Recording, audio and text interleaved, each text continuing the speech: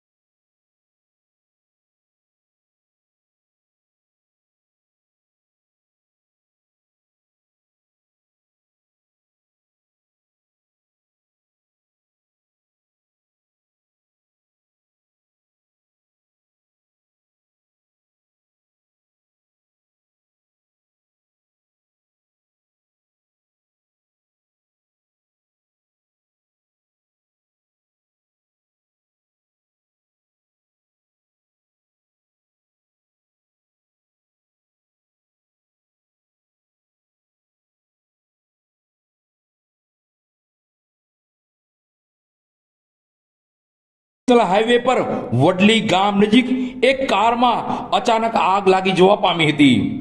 આ ઘટનામાં કાર ચાલકનો આબાદ બચાવ થવા પામ્યો હતો।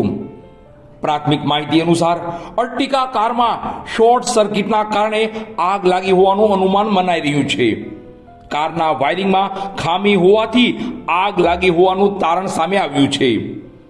આગ લાગતા જ ડ્રાઈવર સમયસર કારમાંથી બહાર નીકળી જતા તેમનો જીવ બચી ગયો હતો। ઘટનાની જાણ થતાં જ હાઈવે ટ્રાફિક પોલીસ, 108 એમ્બ્યુલન્સ અને ફાયર વિભાગની ટીમ તાત્કાલિક ઘટના સ્થળ પર પહોંચી ગઈ હતી। ફાયર વિભાગે પાણીનો છંટકાવ કરી આગ પર કાબુ મેળવ્યો હતો। સદનસીબે આ ઘટનામાં કોઈ જાનહાનિ થવા પામી ન હતી।